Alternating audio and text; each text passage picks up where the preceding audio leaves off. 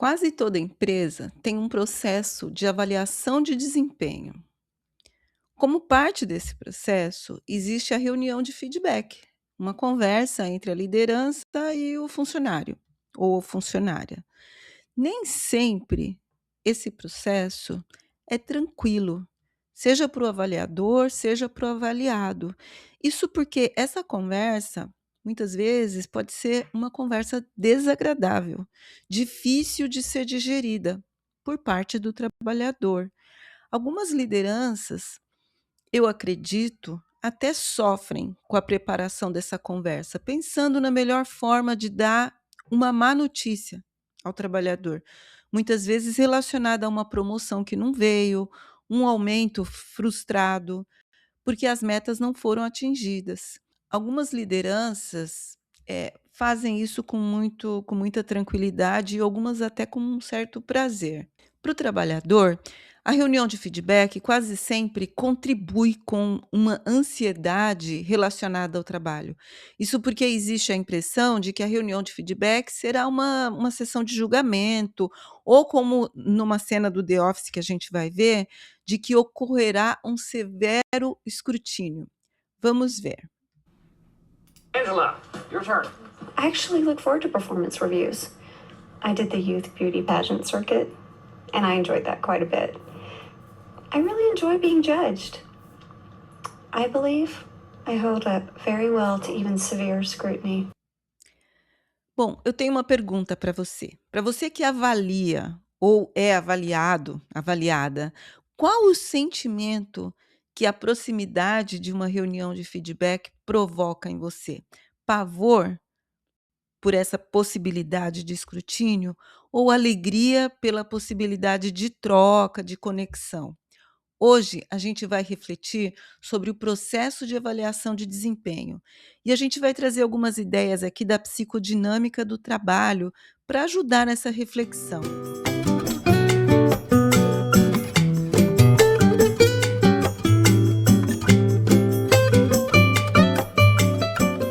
A psicodinâmica do trabalho é uma abordagem de clínica do trabalho, um modelo de investigação sobre a interação dos trabalhadores com a organização do trabalho. Desenvolvida pelo psiquiatra Christophe Dejour, a psicodinâmica do trabalho propõe reimaginar o trabalho para que ele deixe de ser causa de adoecimento das pessoas.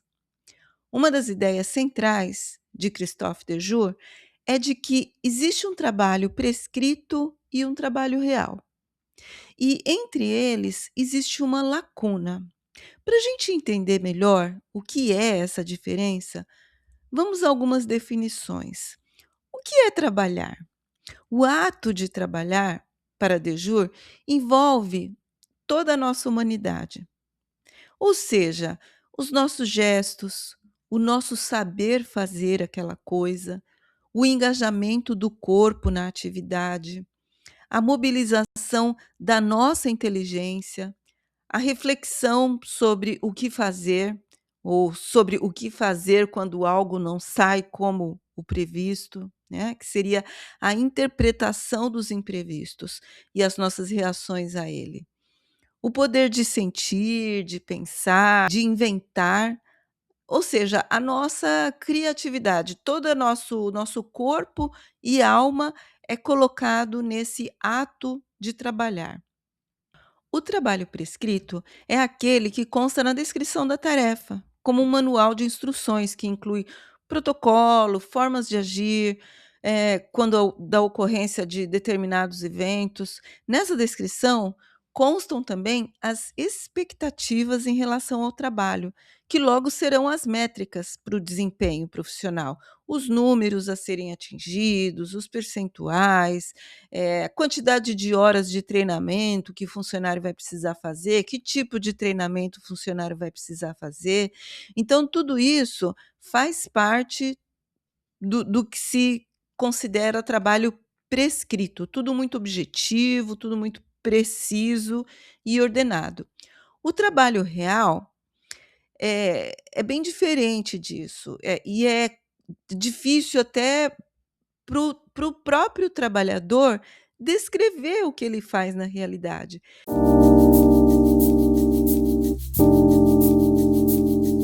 Eu que trabalhei com projetos de melhoria de eficiência, melhoria de processo, durante esses projetos, normalmente a gente precisa conversar com os trabalhadores e perguntar como eles fazem o trabalho, né.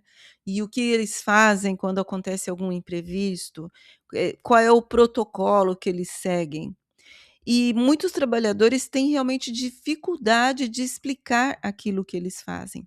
E a gente vai ver depois como isso, complica um pouco o momento da avaliação de desempenho, porque se o próprio trabalhador não tem, clareza do esforço que ele coloca no trabalho, a liderança muito menos, não tem ideia do esforço que o trabalhador, colocou naquele trabalho.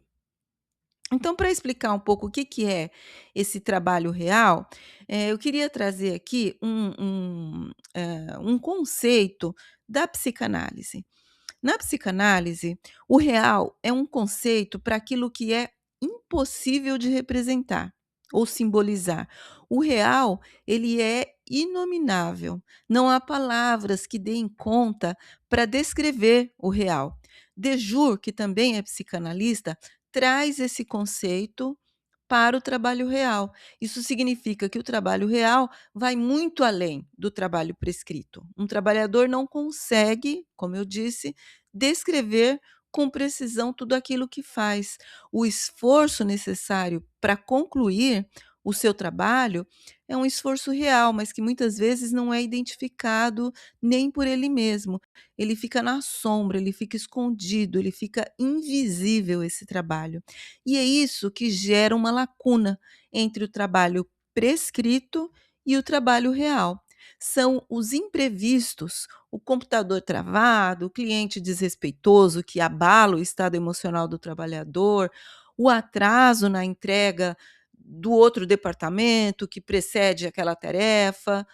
Enfim, são muitas as contingências que fazem parte desse universo que é o trabalho real. Essas situações que impactam a performance no trabalho, mas que não são consideradas naquelas metas que serão cobradas na avaliação de desempenho, é que, compõem essa lacuna. E é essa lacuna entre o trabalho prescrito e o trabalho real que só pode ser preenchida pela capacidade inventiva de cada um, né, pela inteligência. É a inteligência do trabalhador que vai resolvendo essas questões que vão acontecendo no trabalho real, no decorrer do trabalho real. E isso leva o trabalhador a ter de se desdobrar para dar conta daquilo que é esperado e que será cobrado durante a avaliação de desempenho. Para preencher essa lacuna entre o trabalho prescrito e o real, o trabalhador vai precisar investir muito mais no ato de trabalhar. E isso faz com que o trabalho ultrapasse, eh, e muito, né, o tempo que é dedicado a ele naquele horário específico, ou naquele período ou naquele espaço de trabalho físico, né. O trabalho ocupa o sujeito por completo, de corpo e alma. Quem nunca se pegou em casa pensando em como iria resolver um problema relacionado ao trabalho? Então, agora que a gente entendeu que é difícil descrever o trabalho real, vamos pensar no processo de avaliação. O trabalho que cada um desenvolve em uma organização envolve também a atuação, a colaboração de outros indivíduos. Não é possível que cada um fazer o seu trabalho sem que ocorra essa interação. E muitas vezes os problemas que surgem na execução de uma tarefa decorrem do fato de que alguém não fez bem o seu trabalho. Nesse sentido, o trabalho não é simplesmente uma atividade, ele é uma forma de relação social e, como tal, se desdobra em um mundo humano, caracterizado pelas por todas as características da humanidade, né, relações de desigualdade, de poder, de dominação. Então, da mesma forma que o real não é o que está prescrito, o ato de trabalhar também é ir além do engajamento com o trabalho propriamente dito. É uma experiência de corpo a corpo, onde o trabalhador exerce a sua resistência a ser dominado por todas essas interações. Agora, vamos lembrar que essa experiência não é a experiência de um único indivíduo. Cada trabalhador é um sujeito utilizando a sua inteligência para dar conta dessa lacuna entre o prescrito e o real no trabalho. E a empresa precisa estabelecer formas de coordenar essas inteligências. Essa coordenação se dá por meio da proposição de cooperação entre, os trabalhadores, em nome de acordos, né, acordos coletivos que buscam os resultados esperados. A cooperação é um pressuposto do trabalho, porque vamos combinar, todo mundo que trabalha está trabalhando para ajudar alguém, um resultado, obter resultado da empresa, mas também ajudar um outro. Trabalhar é cooperar. Trabalhar é cooperar, é um pressuposto do trabalho. Então, é esperado de cada indivíduo que, que cada um coopere, né? Então, nós, trabalhadores, cooperamos uns com os outros. Só que o mundo do trabalho, incluindo o sistema de avaliação de desempenho, cobra cooperação, mas incentiva o individualismo, que leva à competição. Por isso, gera uma força contrária. E em meio a tudo isso, a gente precisa lembrar que o próprio processo de avaliação de desempenho é um trabalho prescrito da liderança. O líder que tem consciência de que não há roteiro para essa conversa é o líder, é a liderança que estará mais bem preparada para que a reunião de feedback ocorra como uma experiência de conexão humana.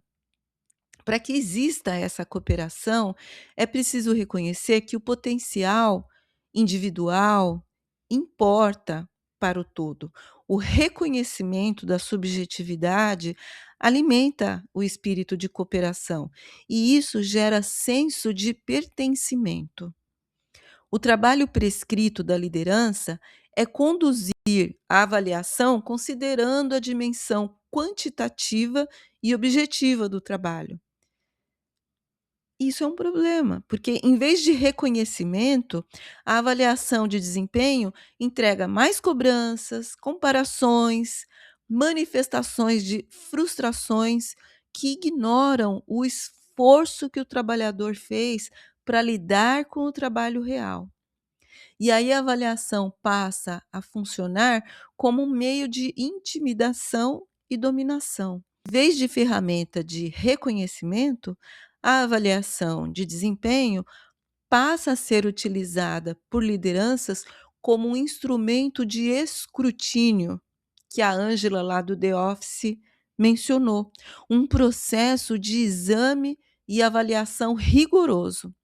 Esse método pode até produzir resultados para a empresa, mas à custa de quê? À custa da erosão da subjetividade do trabalhador.